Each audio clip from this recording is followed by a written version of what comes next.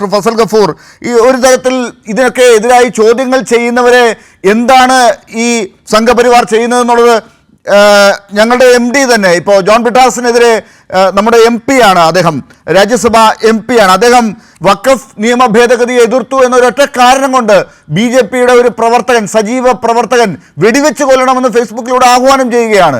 അയാൾ ഇപ്പോഴും BJPയിൽ നിന്ന് ഒരു ആക്ഷനും വാങ്ങാതെ നിൽക്കുന്നുണ്ട്. അദ്ദേഹത്തിനെതിരെ നടപടിയൊക്കെ എടുക്കുമെന്നൊക്കെ ജോമോൻ പറയുന്നുണ്ട് നമ്മുടെ ചർച്ചയിൽ പങ്കെടുക്കുന്ന.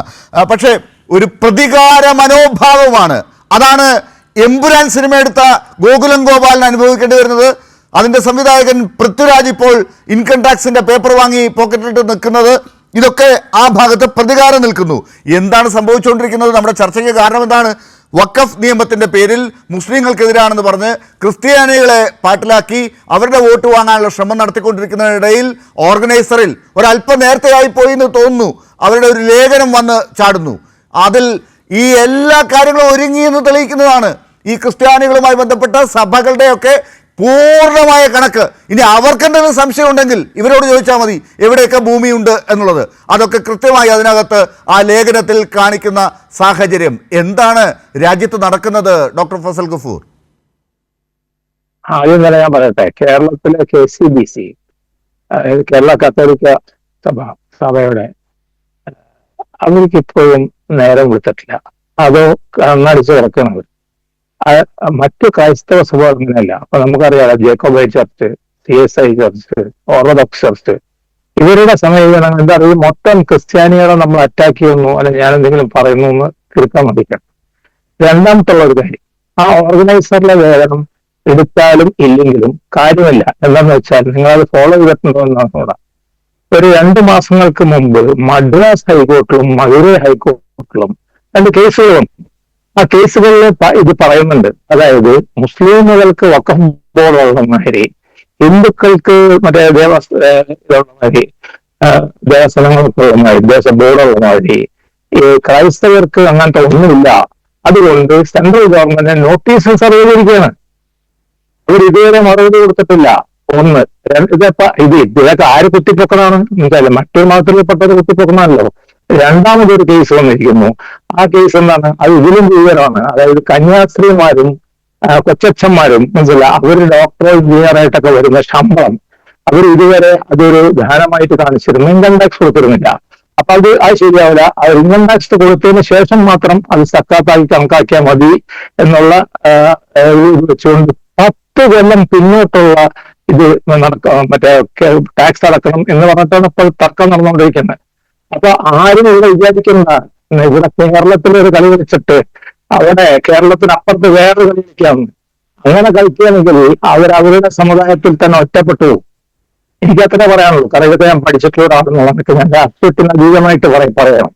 അപ്പൊ കേരളത്തിൽ എന്തെങ്കിലും സ്ഥാപിതമായ താല്പര്യങ്ങൾ, സ്വത്വത്തിനെ പറ്റിയിട്ടുള്ള തർക്കങ്ങൾ നടക്കുന്ന കാര്യപ്പെട്ട സ്ഥലമാണ് കേരളം.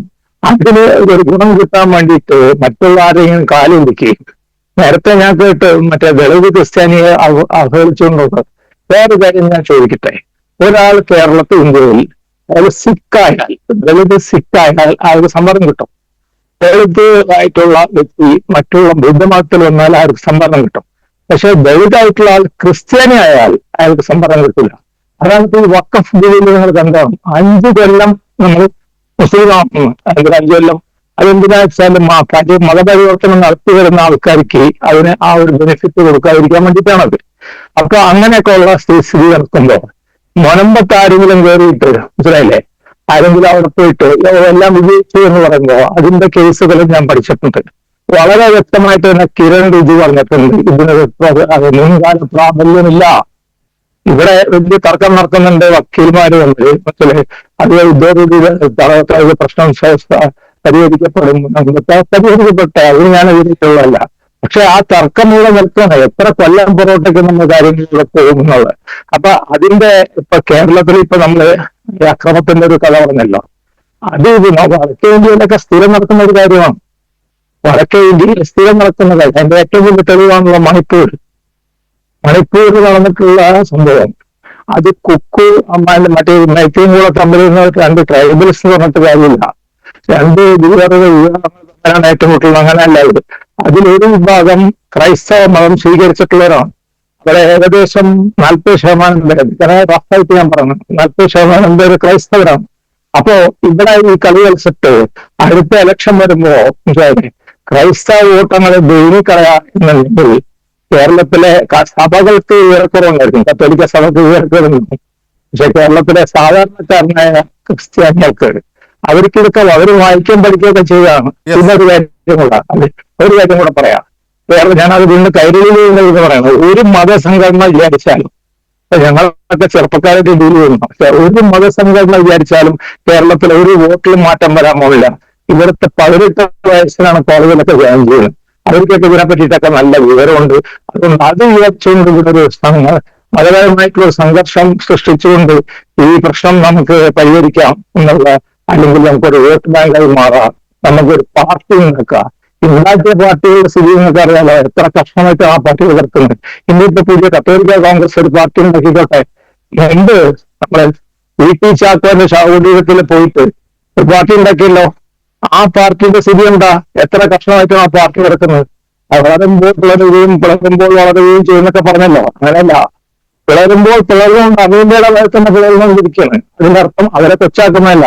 അത് എന്തുകൊണ്ടാന്ന് വെച്ചാൽ പ്രബുദ്ധരാണ് ജനങ്ങൾ, പ്രബുദ്ധരാണ് കേരളത്തിലെ ക്രൈസ്തവ സമുദായം. അപ്പൊ അവർ ഇതൊക്കെ കാണുന്നുണ്ട്, ഇതിന് പ്രതികരിക്കും എന്നാണ് എനിക്ക് പറയുന്നത്. ശരി.